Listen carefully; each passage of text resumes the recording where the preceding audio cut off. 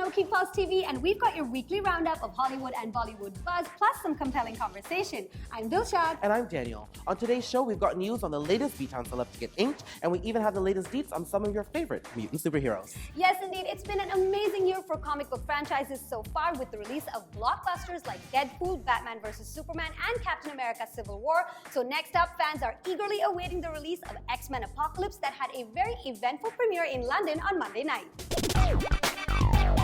Jennifer Lawrence stole the show in a silvery white Dior gown, stunning and stumbling on the red carpet.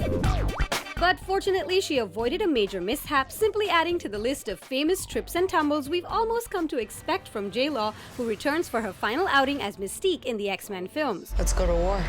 Now, initial reviews from various publications and the Twitterati alike are far from flattering, ranging from extreme reactions calling it a franchise-killing disaster to simply meh.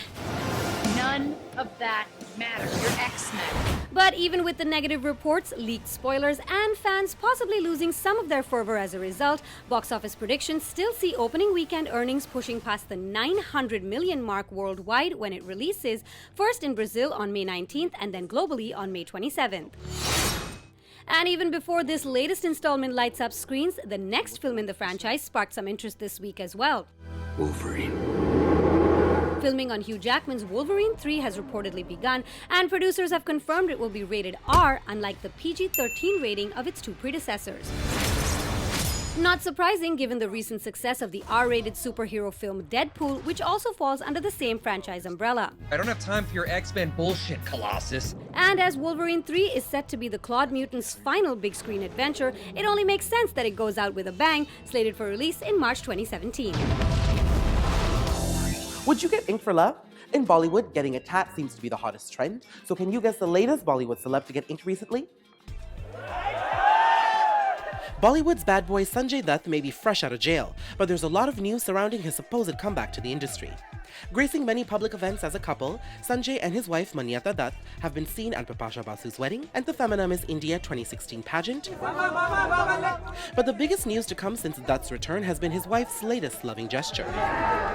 Manyata, who has stood tall by her man during tough times, has tattooed his name on her ring finger, and social media is abuzz with this romantic gesture. So this begs us to take a look back at some of our favorite Bollywood stars who also got inked for love.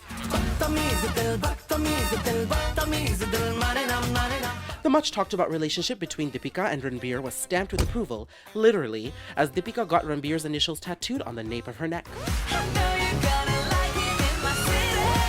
Priyanka Chopra loves her father and shared a very personal relationship with him.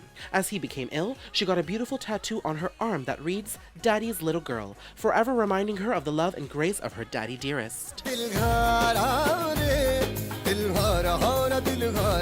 When Saif Ali Khan fell in love for the 100th time and he was sure it was real, he got inked immediately, getting Kareena Kapoor's name on his forearm. Thankfully, they got married and are still together. Bollywood love at its finest. Did you know Sonakshi Sinha has a tattoo?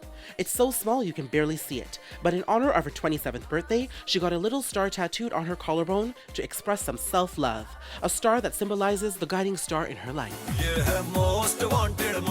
And finally, we have Bollywood's new boy Arjun Kapoor. It's only been a few years since his mother has passed, but she lives on in the heart of Arjun Kapoor and on his arm too.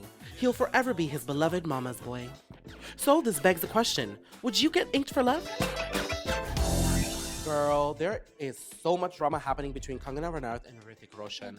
Now, for those of you who have not followed the mess, the disaster on social media or the news, there was an alleged affair between the two of them, and now they don't like each other so much, and there's all this name-calling, and Kangana seems to be bearing the brunt of it. You know, she's been called a psychopath, she's been called bipolar, she's been called a whore, but what she did this past weekend is open up in an interview with Barka Dutt. She broke her silence, and she said, "These names will not have any power over me."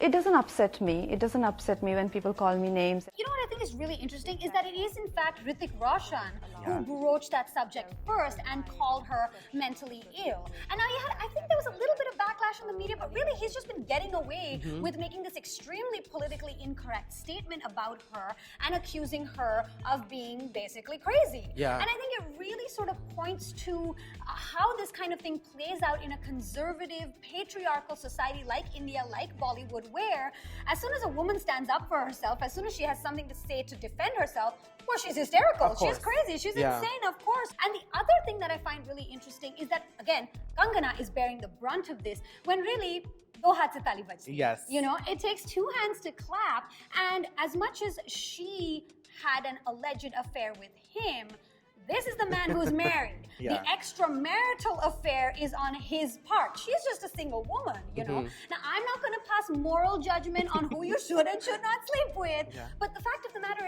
is that if anybody outraged the sanctity of marriage, it was him. Absolutely. But you know what? I will pass judgment for you because I am not so happy that she is on this lone end having to defend her character. She's the one being dragged through the mud here. But a lot of Bollywood stars are coming to his defense. They're saying that Kangana should apologize. You know, this drama needs to end. It's not so great. She's going against a very big, respected family in Bollywood. And you know what I think the other thing is? I feel like we all know that Bollywood is not the most sanctimonious town and everybody has all these secrets in their closet. And I feel like they just want her to shut up and wrap it up just in case other stuff starts tumbling out of the closets, right? There's a lot to tumble out of these closets, girl, okay? There are 100 different closets, but I ain't staying in them. I am out and I will speak the truth because I have witnessed some of the nastiness that happens in Bollywood firsthand, okay? Covering these carpets and going all over the place. But you know what? We don't know the truth here. Chime in, let us know what you think. Should Kangana stay silent or should she continue to speak? Definitely. We want to hear from you. Get in touch with us on Facebook, Twitter, and Instagram. That's it from us. Tata till next time. Ciao.